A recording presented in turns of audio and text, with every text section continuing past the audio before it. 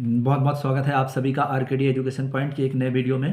तो आप सभी लोग कैसे हो बच्चों? तो आई होप आप सभी लोग ठीक होंगे और अच्छे होंगे और आप सभी का कक्षा 9वीं का पेपर भी बहुत अच्छा गया होगा। तो आप सभी लोग मुझे ये बताना कि आप सभी का पेपर कैसा गया होगा। कमेंट करके ज़रूर बताना कि आप सभी को जब इसमें जो आंसर मिलाओगे तो मिलाने के बाद आप सभी के कितने कितने अंक आए हैं, तो ये आप सभी लोग ज़रूर बताना, ठीक है। तो इसमें हम सबसे पहले प्रश्न क्रमांक 1 करेंगे। तो अपन सही विकल्प करेंगे, लेकिन उससे पहले जो भी नए व्यूवर्स होंगे उस चैनल को सब्सक्राइब करें, लाइक करें और वीडियो को शेयर करें, ठीक है।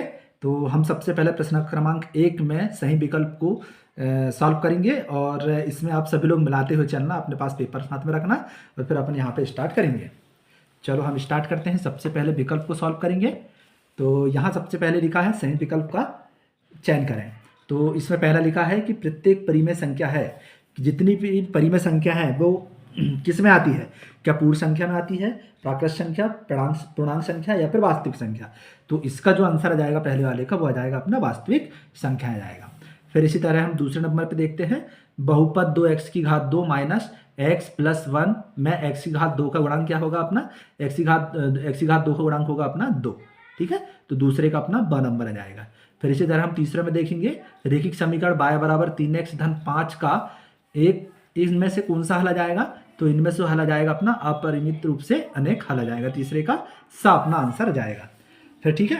फिर आगे देखेंगे अपन चौथे नंबर में देखिए, बताइए कि निम्नलिखित में से कौन सा समीकरण x माइनस 2y बराबर 4 का एक हल है। तो कैसे चेक करेंगे? इनमें सभी से x का मान रखेंगे, x का मान और y का मान, जो x का मान होता है जो y का मान, जो x का मान y का मान, x का मान y का मान।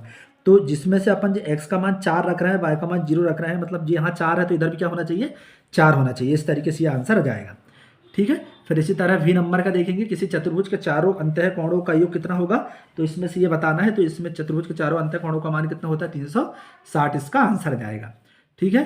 तो वी नंबर पे देखेंगे, एक चतुर्भुज के कोण 3:5:9:13 के अनुपात में है, तो सबसे छोटा कोण कौन सा आ जाएगा? तो इसका जो आंसर आ जाएगा अपना 36, इसका आंसर आ जाएगा, ठीक है। समझ आया सभी को? चलो आगे करते हैं अपन। फिर इसी तरह हम देखेंगे रिक्त स्थान की पूर्ति में। तो पहला देखेंगे, दो चर वाले प्रत्येक रेखिक समीकरण का आलेख एक क्या होगा? सरल रेखा होगा या सीधी रेखा? तो दोनों में से कोई जिसने एक किया होगा तो वो आ जाएगा। सरल रेखा भी करेंगे सही आ जाएगा और एक सीधी रेखा भी करेंगे तो भी वो आंसर अपना सही आ जाएगा, ठीक है। फिर दूसरे नंबर में चले, यदि दो वृत्त बराबर है तो उनकी त्रिज्याएं कैसी होती है? तो उनकी त्रिज्याएं भी कैसी होती है? बराबर होती है, ठीक है। फिर इसी तरह हम तीसरा देखते हैं, यदि दो रेखाएं परस्पर प्रतिच्छेद करें तो शीर्षभिमुख कोण भी कैसे होते हैं? बराबर होते हैं। कैसे होते हैं? बराबर, इसका आंसर आ जाएगा। फिर इसी तरह हम चौथे नंबर पे देखते हैं, किसी त्रिभुज में समान भुजाओं के सम्मुख कोण कैसे होते हैं? तो ये बराबर होते हैं। फिर इसी तरह x धन बाय भी नंबर पे x धन बाय और x ऋण बाय बराबर क्या होता है? x का वर्ग माइनस y का वर्ग होता है। जब मैंने बताया था कि एक धन हो और एक ऋण हो तो वो आंसर क्या होता है इसका? x का वर्ग माइनस y का वर्ग, ठीक है। फिर इसी तरह vi में देखेंगे, यदि a धन b धन c बराबर 0 है तो A cube plus B cube plus C cube बराबर क्या होता है? 3abc, इसका ये आंसर आ जाएगा, ठीक है। तो आप सभी ने देख लीजिए कि भाई रिक्त स्थान की पूर्ति कैसे करना है। चलो हम अगला क्वेश्चन करते हैं। सत्य असत्य की अपन देखेंगे। तो एक त्रिभुज के तीनों अंतः कोण का 180 अंश होता है, तो क्या आ जाएगा इसमें? सत्य जाएगा, ठीक है। फिर दूसरा देखेंगे अपन, प्रत्येक पूर्णांक एक पूर्ण संख्या होती है, तो क्या जाएगा अपना? असत्य जाएगा। क्या जाएगा अपना? असत्य जाएगा। तो तीसरा देखेंगे, 2π एक अपरिमेय संख्या है, तो क्या जाएगा अपना? असत्य जाएगा। अगर जैसे पाई बस बोलता तो क्या जाता अपना? सत्य आता, लेकिन इसने क्या बोला? 2π बोला, इसलिए क्या जाएगा? ये अपरिमेय संख्या जाएगा। परिमेय संख्या जाएगा, लेकिन इसने क्या बोला? अपरिमेय, इसलिए क्या आ रहा है? ये असत्य आ रहा है, ठीक है। फिर इसे तीसरा इसमें देखेंगे अपन चौथे नंबर पे, एक बिंदु से होकर केवल एक ही रेखा खींची जा सकती है, तो क्या जाएगा? ये असत्य जाएगा, क्योंकि एक बिंदु अगर है तो उसमें अनंत रेखाएं खींची जा सकती है, ठीक है।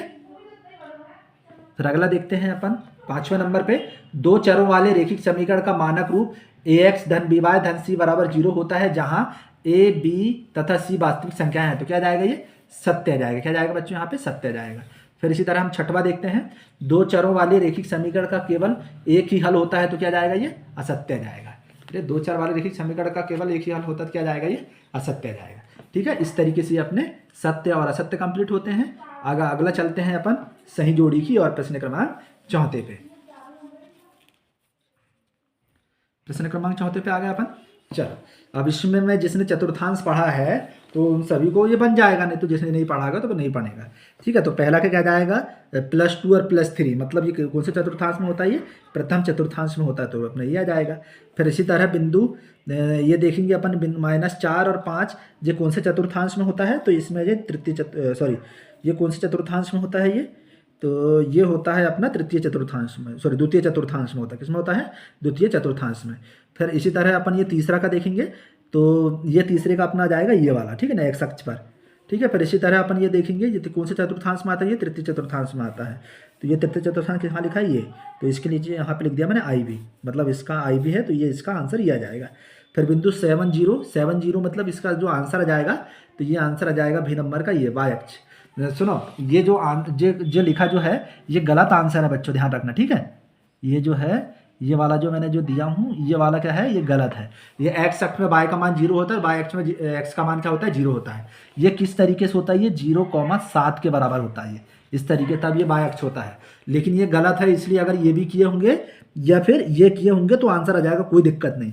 ठीक है, अब फिर इसी तरह VI देखेंगे 2 - 5, तो इसका जो आंसर आ जाएगा अपना कौन सा आ जाएगा, VI में अपना जाएगा जो चतुर्थांश में जाएगा, जो इसका आंसर आ जाएगा।